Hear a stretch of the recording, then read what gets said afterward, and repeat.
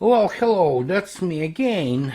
And obviously, the reason I'm here talking to you and you seeing my talking head is because obviously Vladimir Putin is in China right now and was the part of the opening ceremony of the Olympics. I don't really follow Olympic Games. For me, the Olympic movement is dead, dead, dead, and it was completely discredited by the anti-doping agencies. And my position on this issue is very simple. Let them take whatever the doping they want and let them, the freaks then and mutants, compete if anybody wants to look at it.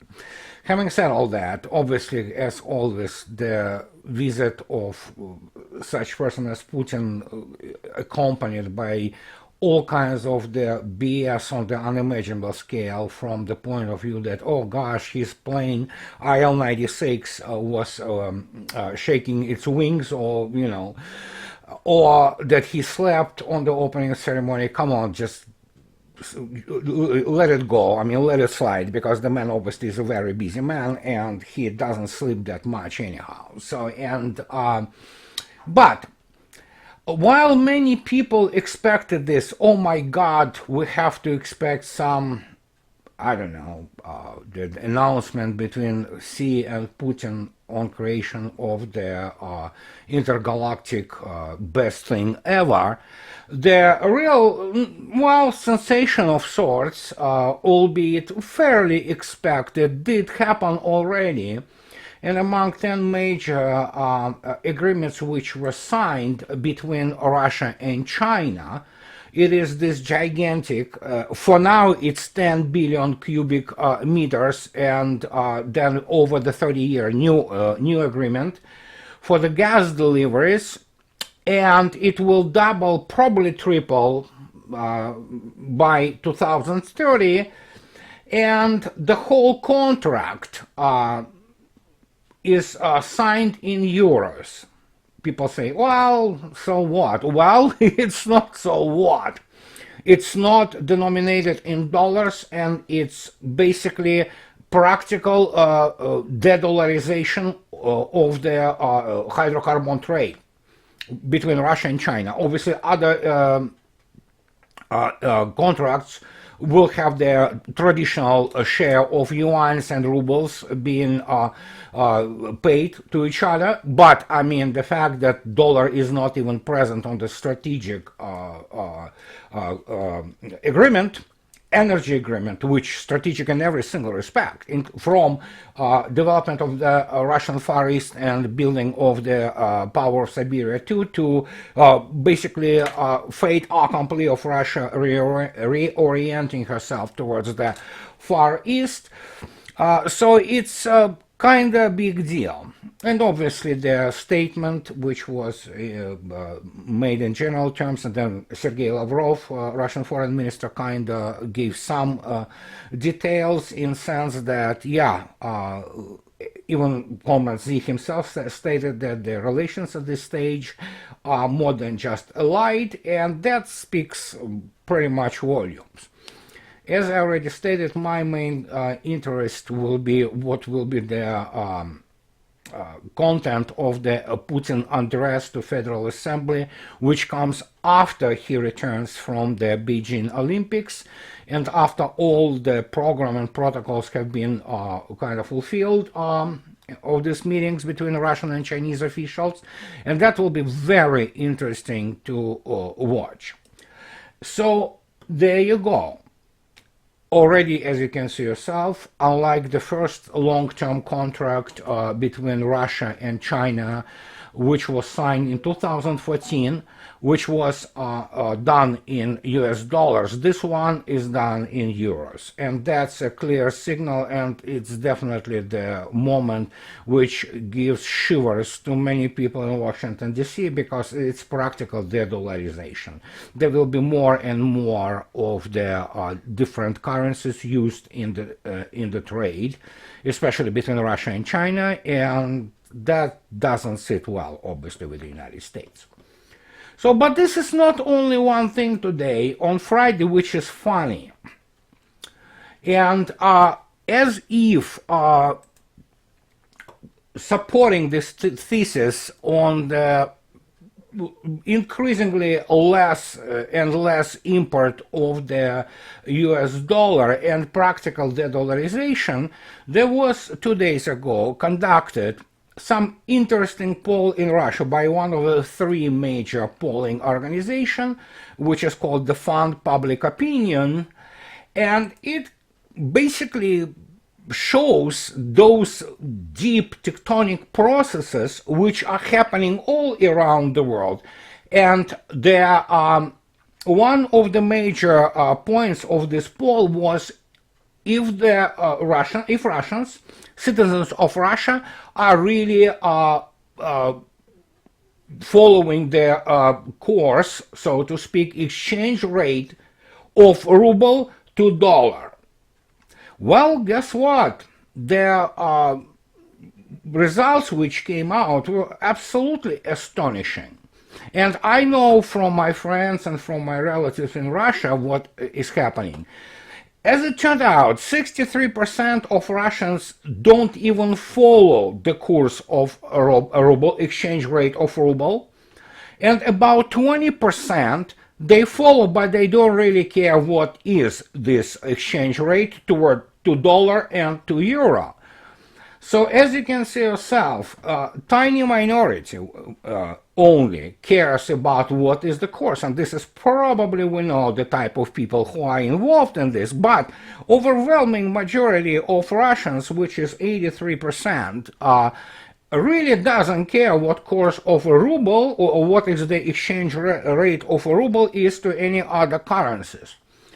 This is very important because this is unprecedented in the last 30 years, especially in 90s and early 2000s, when basically everything Russians were doing was done with referring or deferring to exchange rate to US dollar and to euro. Now they don't care. They have rubles. Many people sell their currencies, and that's another indicator of the strength of the economy of Russia, and this is not going to make big news in the West, while in reality it is huge. A majority of Russian population trusts its own economy and trusts its own currency. This is not to say that Russia doesn't have economic problems. She surely does, and there are issues of still stagnating wages, at least in some localities, not everywhere. There is definitely disparity, and there is definitely some issues with the poverty, which is not significant, but it is present. So there are some of them. So nobody tries to put on their rosy glasses here and try to say that everything is fine. No, not everything is fine, but overall economy, and especially consumer economy, which is the economy which works directly for people and their consumption of the consumer goods and food products, works extremely well indeed. You don't need anymore to buy, as it was in the Soviet times, to buy the hard currency, which was the criminal, which was the crime, basically, and then to go into the special stores to buy the whatever, jeans or radio, stereo equipment or what have you. Or you would go and overpay several times over just to get those products. You don't need to do this anymore. Russia produces a lot of it, if not everything, but a lot of it. And believe me, there is always the way to find the substitution, and that's what the Russian economy was doing, because as many people, one of them is Patrick Armstrong, and not only him, but he's one of the prominent, say that Russia is the only country in the world which is close to autarky. If that wasn't big enough, there is another funny story, so to speak, which comes from no less United States. As oil price and Bloomberg report, and here's the funny thing, today, Russian diesel export to US at 3-year high. So it's, yeah, Russia sends a lot of fuel to the United States, and United States buys a lot of fuel from Russia because of that. And obviously the cold winter doesn't help that much, but here we are, this enemy, this existential enemy of the United States, the country of that aggressor country and all that, well, the United States still buys things from Russia. And believe me, when any US senator or congressman proposes any kind of the sanctions, and all of them do propose those, they obviously have in mind all those, so to speak, exceptions, quote unquote, which wouldn't fall on the United States importing from Russia all those vital supplies, be that diesel fuel or be that titanium parts and titanium semi-manufactured prefabricated parts for Boeing or any other aerospace company in the United States. So there's a lot of things which are going on there, and they are funny to say the least, because obviously it's as there was it's famous Soviet and now Russian military proverb, war is war, but the dinner is always on time. So, and the same goes on here, and obviously doesn't add to the United States' position or towards Russia, vis-a-vis Russia, and especially vis-a-vis China, which provides pretty much, we don't know the actual percentage, but provides a huge bulk of the consumer goods to the United States. Just go to Costco and look at it, and yeah, you will see yourself it's either China or something in the from Asia anyhow. So, and this is the funny thing which is happening right now in front of our eyes. But of course, we knew that. So there is nothing really specifically uber, super, pooper complex about it. The dollarization is just accelerates, and you will see yourself that, as already stated, when Russian-Chinese trade hits $200 billion, it will be just merely announced in dollars or denominated in dollars, but in reality it will be conducted in all kinds of the currencies ranging from euro to rubles to yuans or what have you. Even Swiss francs, I don't know if this thing doesn't it exists even. I'm sure there will be some in pounds, you know, United Kingdom, British pounds, and so that's the situation for the United States today in the two major economies coordinating themselves. Now about military. Scott Ritter today penned a very interesting piece in the RT. And he was very active recently when speaking about war. And the piece is called "A War with Russia Would Be Unlike Anything the US and NATO Have Ever Experienced." And I would suggest you to really go and read his article. And it is an important article because it's not coming from me. I'm always vulnerable to be accused of, which will be kind of reasonable, you know, despite the fact that I'm trying to stay objective, but I could always be accused of, oh, he's Russian, oh, he's former Soviet officer, well, of course he will write that and he will write this, and so when you have the senior US Marine Corps officer, and who worked also in intelligence, who writes those things, that makes it more comfortable for me because I can always defer to somebody, say, hey, even if to admit that I'm some kind of, you know, hidden Russian asset or what have you, you know, and I write those, you know, morale-killing articles and books about the United States military and the war, hey, here's the US professional, and there are a number of those professionals which are vocal and which are on the record about the situation that if the United States, especially with this funny sending of 3,000 troops near Ukraine, mostly Poland and maybe some in Romania, which supposed to be big deal, which they are not really. I mean, militarily they are simply insignificant for Russia.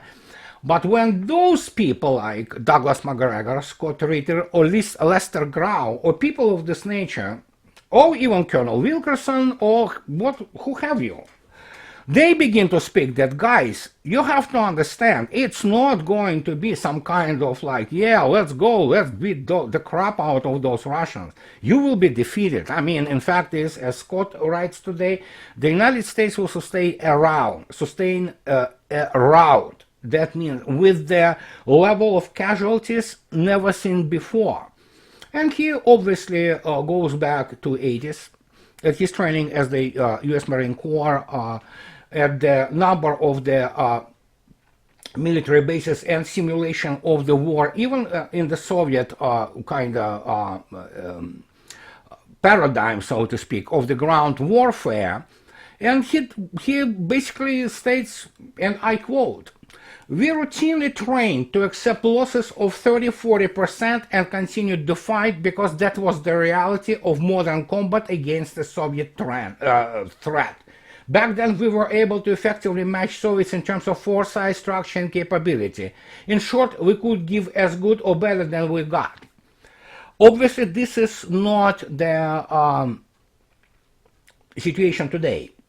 And while Scott correctly concentrates on the land power, and there is some review or reference, if you wish to the air defense, Russian Air Force, obviously the main issue today is the fact, as I am constantly on the record, and it in no way contradicts what Scott Ritter wrote professionally, that even before any kind of attack might start, granted that Russia allows NATO to preposition the forces in Europe, and we are talking about huge forces, which roughly should match Russia's capability, at least on paper, what will happen, it will be the destruction of the NATO or United States troops' rear in Europe.